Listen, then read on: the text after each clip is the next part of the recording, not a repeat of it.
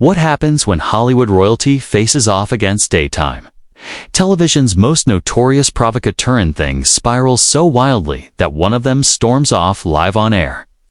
You're about to witness one of the most explosive exits in daytime TV history. Hit subscribe and drop your thoughts below. This is a moment you won't forget. The View studio hummed with its usual pre-show energy, but today the air felt different. Reese Witherspoon sat poised across from the panel, her signature smile in place, but beneath it, the tension was already building. Joy Behar leaned back in her chair, smirk in place, flipping through her notes with the ease of a shark circling prey. "So, Reese," Joy began, her tone carrying a subtle edge the audience couldn't yet place.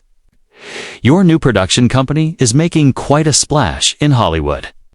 Tell us about this sudden passion for female empowerment.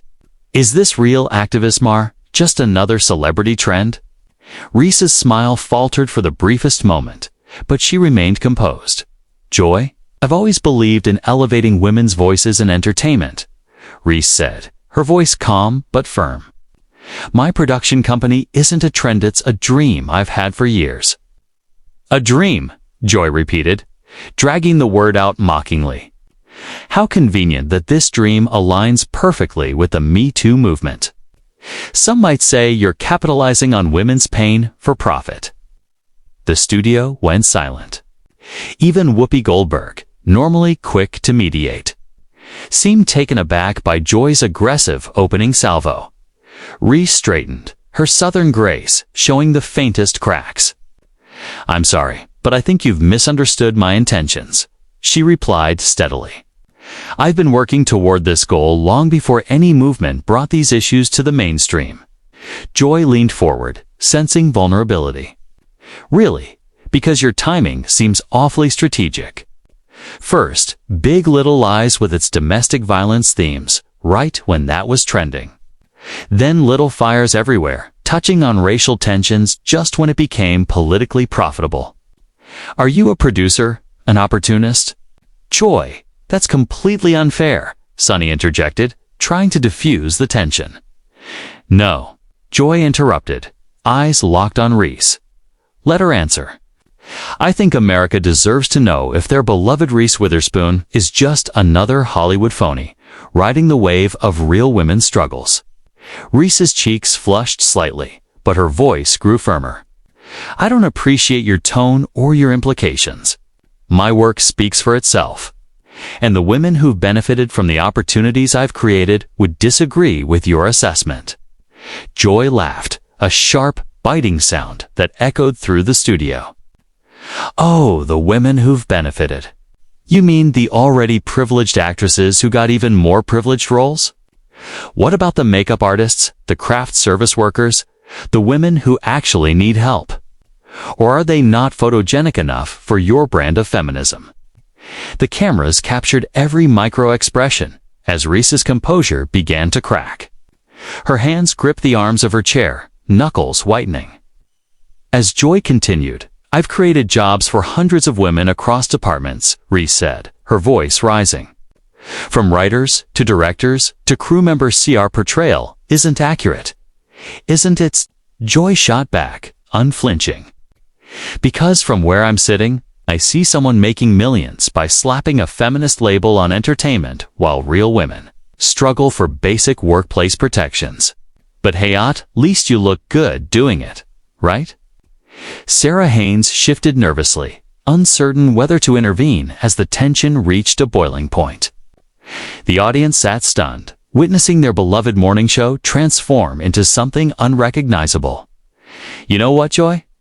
Reese's voice sharpened, icy and commanding. "I came here expecting a productive conversation about important issues. Instead, you've attacked my character and questioned my motives without any basis." Joy's smirk widened, her eyes gleaming with anticipation, knowing the storm she had set in motion. "Facts. Let's talk facts. Fact. Your company almost exclusively works with A-list talent. Fact. Your projects line up perfectly with whatever social issue is trending that week. Fact. You've built a fortune by commodifying women's pain. Those are facts, sweetheart. The word sweetheart landed like a slap. Reese's carefully controlled composure finally fractured. "Don't you dare call me sweetheart," she snapped, her voice slicing through the studio. "And don't you dare lecture me about women's pain when you've built your career tearing other women down." She leaned forward, eyes blazing. "What have you actually done for women lately? Sides manufacture outrage for ratings." The studio exploded. A sharp gasp rippled through the audience. Even the camera operators leaned in, instinctively sensing history unfolding in real time. Joy's smile vanished. The mock warmth drained from her face. "Excuse me?" She shot back. "I was fighting for women's rights before you were playing dress-up in sorority houses. I don't need a Hollywood princess lecturing me about real activism." "Real activism?" Reese stood, her chair screeching across the floor, the sound echoing into sudden silence. "Real activism isn't ambushing guests with personal attacks on live television. Real activism isn't using your platform to tear down women who are actually trying to make change." Joy rose to meet her. Now they stood inches apart, squared off like fighters in a ring. "You want to talk about impact?" Joy fired back. "I was speaking truth to power while you were making rom-coms about shopping. Don't confuse publicity campaigns with real change." "Incredible," a producer whispered into his headset. Awe bleeding through his voice. Reese lowered her voice to a dangerous calm quieter, heavier than shouting. "You know what's incredible? Joy. Someone who claims to support women spending 20 minutes trying to destroy another woman on national television. Is this really who you want to be?" The question hung in the air, thick as smoke. Joy's face twisted, civility collapsing entirely. The other hosts sat frozen, watching her unravel. "Who I want to be." Joy snapped, her voice rising toward a shriek. "I want to be someone who calls out fake feminists. Someone who doesn't let Hollywood pretty girls play activist while real women suffer." Reese took a step back, stunned by the venom. "Listen to yourself. You're attacking me instead of engaging with the work I'm doing. This isn't journalism. It's character assassination." Joy laughed, sharp and bitter. "Your entire persona is a marketing strategy designed to sell movies and make money. At least I'm honest about who I am." The cameras caught everything as Whoopi finally cut in. "Joy, maybe we should take a breath."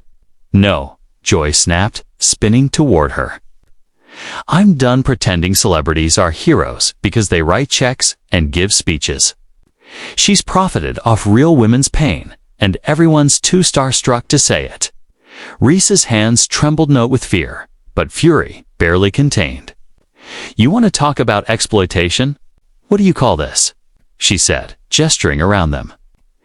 "You're humiliating me on live television for entertainment.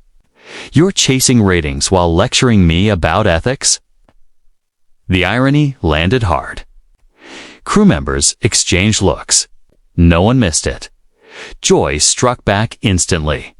"At least I earned this platform decades of work, not batting eyelashes and playing the perfect blonde. You wouldn't last 5 minutes in real journalism." "Real journalism?" Reese's voice rose, her southern edge sharpening. "Real journalists ask questions to get answers, not to destroy people. Real journalists have integrity." The word integrity hit like a blow. Joy flushed red. When she spoke again, her voice was low, lethal. "Don't you ever question my integrity. I fought battles you can't imagine, took stands that cost me jobs, relationships, security. Everything."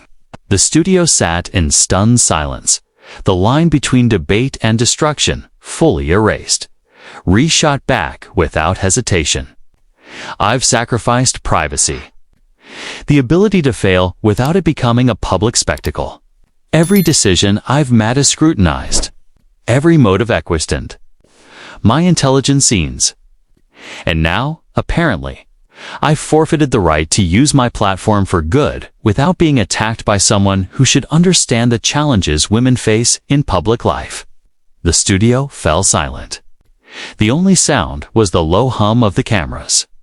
Even the audience seemed frozen, sensing they were witnessing a moment that would be dissected for years. Joy's expression darkened, taking on a sharp, almost predatory edge. "Oh, poor little rich girl. You've had to endure criticism while making millions. My heart bleeds for you. Truly, tell me how exactly. Does massive wealth and privilege make you qualified to speak for struggling women?"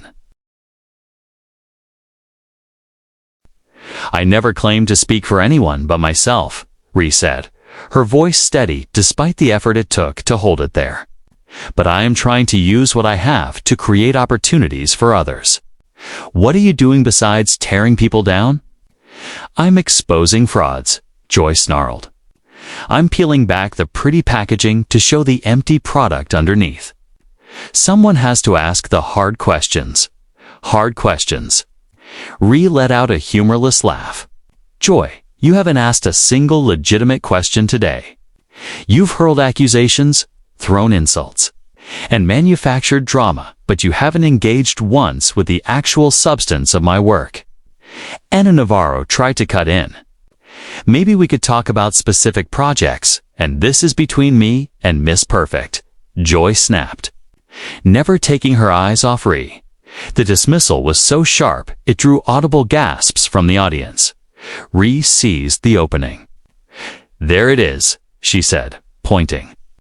"You just silenced another woman because her voice didn't serve your narrative. You talk about supporting women while shutting down the one sitting right next to you. How is that any different from what you're accusing me of?" Joy's jaw tightened, her teeth visible. "Because I've earned the right to speak. I've paid my dues. You've become exactly what you claim to fight." Ree cut in, her voice slicing clean through Joy's defense. "You use your power to bully and intimidate. You silence voices that challenge you. You prioritize spectacle over truth, outrage over dignity." The words hung in the air like a formal charge. Joy's face flickered shock. Rage, something dangerously close to recognition, before hardening into cold fury. "How dare you?" she whispered, then louder. "How dare you come into my house and lecture me about feminism and power? You don't know real struggle, real sacrifice, real activism." Her lip curled. "You're a tourist in social justice." Ree's composure finally shattered. "Your house," she shot back. "This isn't your house, Joy. This is supposed to be a space for honest dialogue, not personal vendettas. And if this is how you treat guests who don't bow to you, then maybe it is time for new management." That did it. Joy's eyes burned, her rage practically radiating through the cameras. Her voice rose, sharp enough to make people shift in their seats. "New management. You arrogant little princess. I helped build this show while you were still memorizing lines for teen movies. This is my show and I'll say whatever I want to whoever I want." Ree stood taller, fear fully replaced by righteous fury. "No, Joy. It's not your show. It belongs to the viewers who trust you to conduct real interviews, not public executions. And right now, you're betraying that trust." "Trust?" Joy barked a harsh laugh. "The only thing I trust about you is that you'll do whatever serves your brand. Every cause, every project, teats, all calculated to make you richer and more admired. And what's your calculation here?" Ree fired back, gesturing to the chaos surrounding them. "What's the end game of this attack? Because from where I'm standing, it looks like you're trying to destroy me for sport." Joy's reply came instantly fast, vicious and shocking enough to suck the air out of the room. "Maybe I am," Joy shot back. "Maybe someone needs to knock you off that pedestal you've built for yourself. Maybe it's time people saw the real Reese Witherspoon, not the carefully manufactured saint your publicists sold them." The admission hung in the air like a confession. For a split second, even Joy seemed startled by her own candor. Then she leaned into it. Double quotes, yes, I said it. Someone needs to expose you for what you really are. An opportunistic actress who's convinced the world she's some kind of activist hero. Well, congratulations. America just watched the mask come off. Whoopi finally stood, her presence instantly commanding the room. Decades of authority rang in her voice. Joy, you need to stop. Right now. This has gone way past appropriate. But Joy was beyond hearing anyone. She spun on Whoopi with the same fury she'd aimed at Ree. Don't tell me what's appropriate. I'm doing what nobody else has the courage to do. I'm asking the questions that matter. These aren't questions, Ree said calmly, her voice anchored by conviction. This is a personal attack dressed up as journalism. And it says far more about you than it does about me. Joy whirled back toward her, movements sharp, almost feral. Oh, it says something about me, all right. It says I'm not afraid to call out fake feminists. It says I won't be fooled by pretty smiles and designer causes. What it says, Ree cut in, her voice slicing through the tirade, is that you've become so consumed by your own bitterness, you can't recognize genuine effort anymore. It says you're more interested in tearing people down than building anything at all. The words landed hard. Joy's face flickered, rage. Hurt something dangerously close to shame before, snapping back into fury. Bitterness, she spat. You think this is bitterness? This is reality, sweetheart. This is what happens when someone finally has the guts to rip away your PR fantasy and show people who you really are. Who I really am. Ree's voice rose to meet hers. I'm someone trying to use whatever influence I have to create opportunity for others. I'm someone who believes in lifting people up instead of tearing them apart. And right now, I'm someone deeply disappointed in what passes for journalism on this show. That crossed the line. Joy exploded, her voice peaking into a raw crescendo that carried beyond the studio walls. Disappointed. She shouted, You're disappointed. You come on my show, Ree began, her voice steady but low, each word deliberate. You insult my profession. You question my methods. And then? You have the nerve to say you're disappointed. Who do you think you are? The contrast was striking Ree's quiet control against Joy's escalating shouts. I expected better, Ree continued, almost whispering. I expected an honest conversation with professionals. Instead, I walked into an ambush, orchestrated by someone who seems to have forgotten what journalism is supposed to be about. Her words landed like a hammer. For a moment, Joy froze, scanning the studio, her co-hosts' concerned faces. The crew who had stopped pretending to work. The audience caught in stunned silence. Fine, Joy said at last, her voice suddenly flat, cold. You want honesty? Here it is. I'm tired of pretending celebrity activism means anything. I'm tired of applauding the bare minimum while real activists get ignored. And I'm especially tired of watching someone like you get celebrated for doing what should be basic human decency. Reabsorbed the statement, her calm, unshaken. Joy, she said quietly, if basic human decency bothers you this much, maybe the problem isn't with the people trying to do good. Maybe the problem is with your perspective. The impact was immediate. Joy's expression flickered through confusion, anger, disbelief, too fast to track. Then, in a violent motion, she yanked the microphone from her stand. The feedback screamed, cutting through the studio. You know what? She shouted over the ringing silence. I don't have to sit here and listen to this. I don't have to pretend this vapid celebrity culture warrior deserves respect. I don't have to participate in this charade anymore. She threw the microphone down, the crash reverberating through the suddenly quiet studio. Joy, please, Sonny tried to intervene. No, Joy snapped, not even looking back. I'm done. I'm done with this show. Done with fake feminism. Done pretending Hollywood activism is anything more than expensive publicity stunts. The studio doors slammed behind her, echoing like a gunshot. The remaining hosts froze, the cameras still rolling, capturing every second of what was now the most explosive exit in daytime television history. Reese sank slowly into her chair, hands trembling slightly as the adrenaline faded. Whoopi looked into the cameras, decades of experience holding her upright in the thick, deafening silence. The studio hummed with quiet equipment, noise, and the barely audible whispers of the stunned audience. Television history had been made. Everyone in that room knew they had witnessed something unforgettable. Somewhere down the hallway, Joy Behar's footsteps faded, leaving behind controversy, chaos, and a moment destined to echo for years. What did you think of this explosive showdown? Subscribe for more incredible stories and let me know in the comments, was Joy Behar right to call out celebrity activism? Or did she go too far with her attack on Reese Witherspoon?